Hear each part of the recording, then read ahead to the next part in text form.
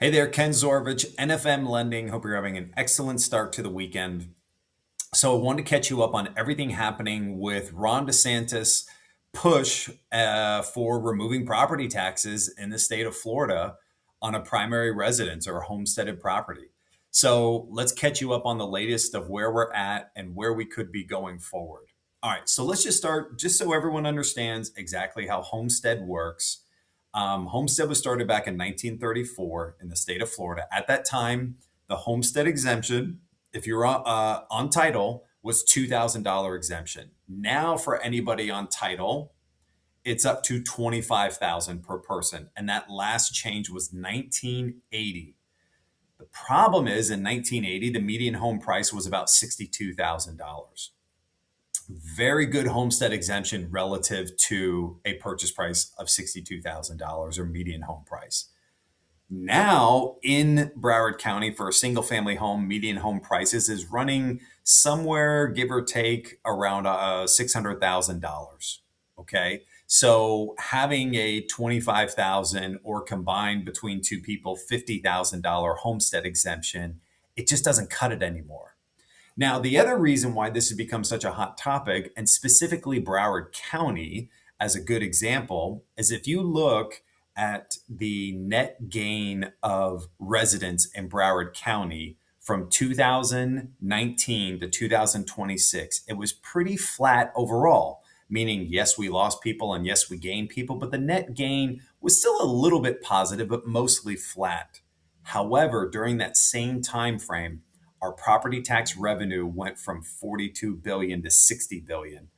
And so this is why Ron DeSantis is looking at all these counties and saying, hey, if you're not really growing much in people, where is all that extra money going? Okay, that's what led us to this point. Now, property taxes have been rising, obviously, with all the new home sales and everything that's been going on, and they're pretty high right now, right? I mean, it's definitely impacting anyone that's been purchasing homes over the last several years. If you bought homes prior to that, you're probably just hanging on to that property for dear life because of where that tax bill is.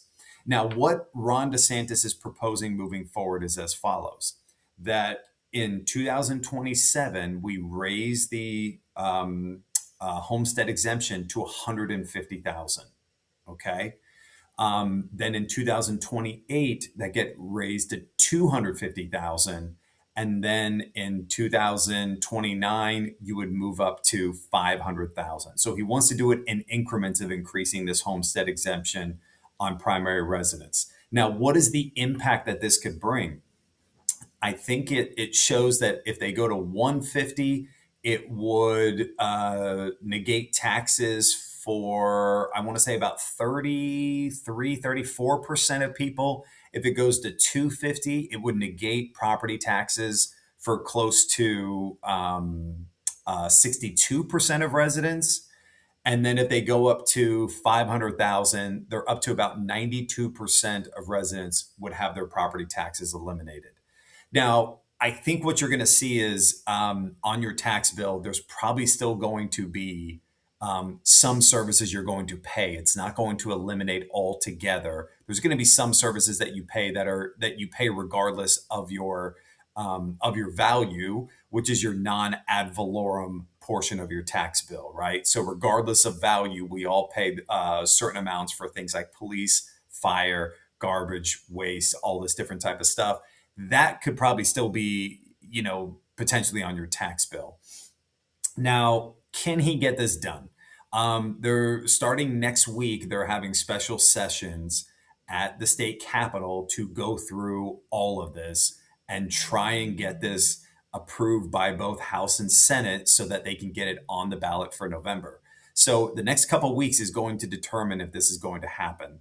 Now, I know that some people who are against this are saying, well, where is all the money going to come from? That part is, I think, what they need to work out this week is, where do you want to pull this money from? Does that mean sales tax is going up? Maybe. Maybe that means an increase in sales tax. But I think people would do a trade-off for having a property that would have lower housing payments, less taxes they have to pay on it, help them get into real estate.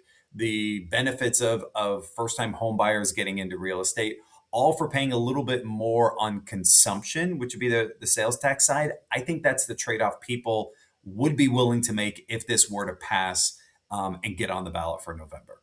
So keep an eye on what's going to happen here in the next 2 weeks. I'll update you as soon as I hear anything. In the meantime, if you want to talk about this or any other questions about mortgage and real estate, please feel free to reach out. Make sure you get in some time with some friends and family this weekend. And as always, I'd love to be in this business in 5 years. If you know someone looking to purchase or refinance, please think of me. Have a great weekend.